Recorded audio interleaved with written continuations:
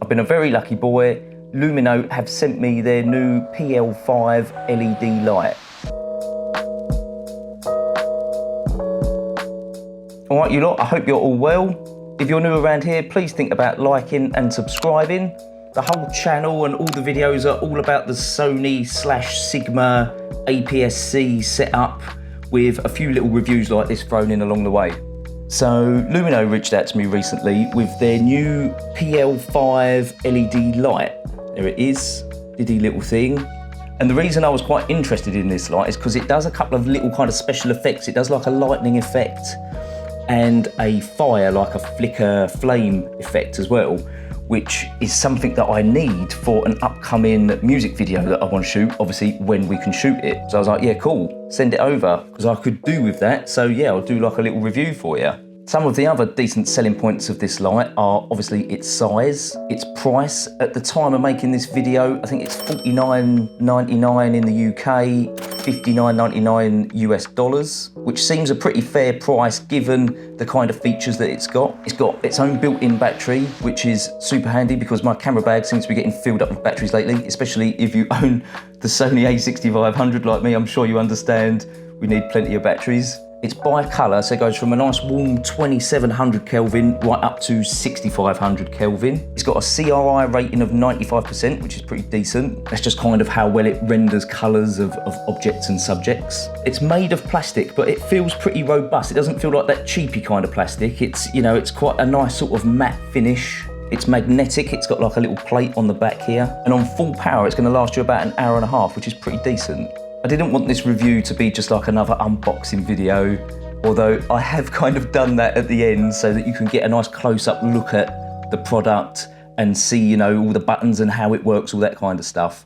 But I did really want to actually use it and try and create something a little bit more cinematic.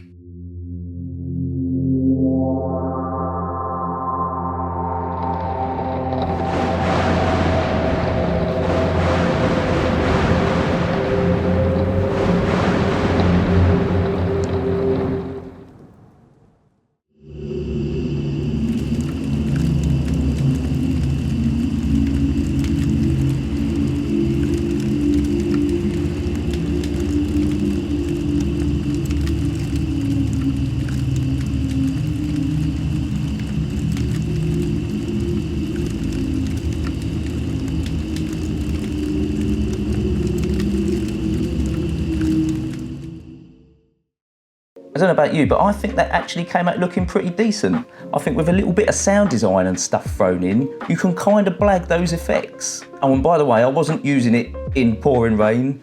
That was my other half in the garden with the garden hose pointing it at the patio window. The light also has plenty of other practical uses, such as actually being used as a practical light, which you can also spice up with some light gels. A hair light, which is especially good in interview situations just to separate your subject from the background. A laptop light, seeing as the world seems to now be sort of doing business and meetings via Zoom and all those kind of services. And even a key light. So yeah, I'm using it at the minute as my key light. I'm shooting it through just a cheapy umbrella and it's only actually set to 80% power. And you know, I wouldn't recommend using this light as a key light. It's not really what it's designed for, but if you're in a pinch, it seems to be doing the job.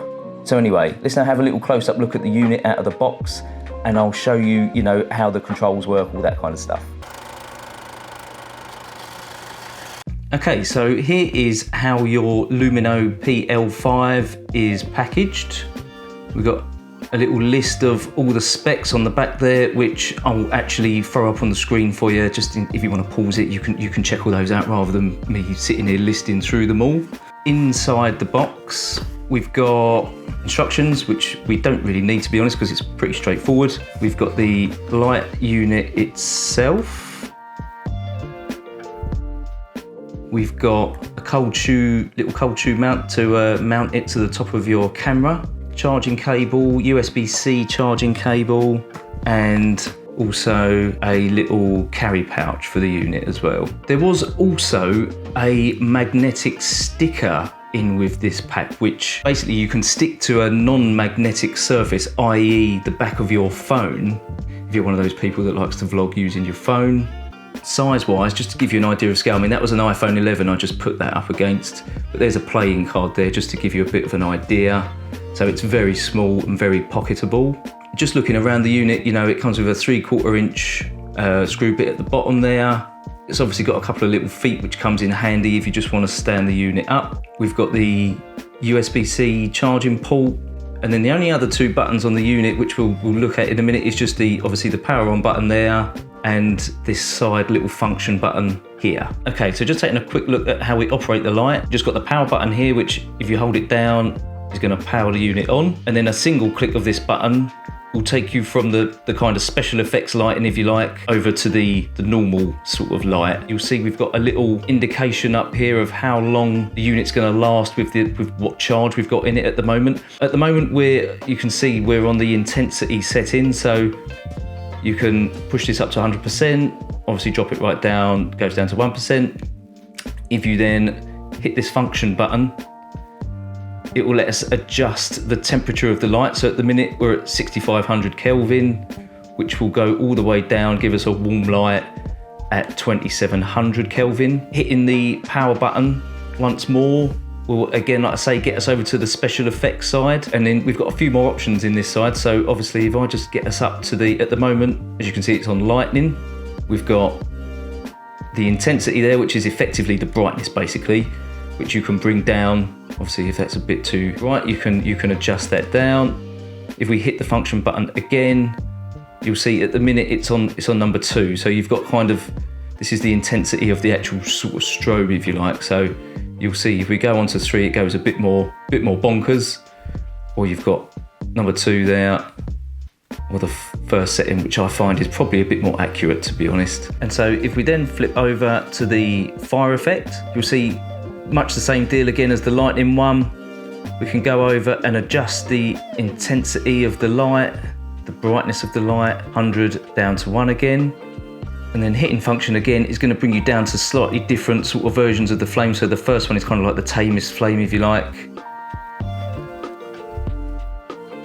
Got the middle one there is slightly more flickery, up to the third one, which is the most flickery, if you like, of all the flames. And that's it. Pretty straightforward. So I hope this review has come in useful. If it has, please think about liking and subscribing. I'm actually really happy with this little light though. I'm still using it now as my key light because I couldn't be bothered to swap the lights over again, but it seems to be doing a pretty decent job. I think it's good for the money. It's going to take up next to no room in my camera bag, and I don't have to worry about bringing around additional batteries for it either. And I think it's going to genuinely come in handy for all kinds of scenarios. Like we said, for me personally, you know, as little practical lights on jobs, rim lights, hair lights, key lights if I'm really getting stuck, and those little special effects as well, which I know I'm going to use in an upcoming project. So pretty happy all round. Thanks again, and I'll catch you in the next one.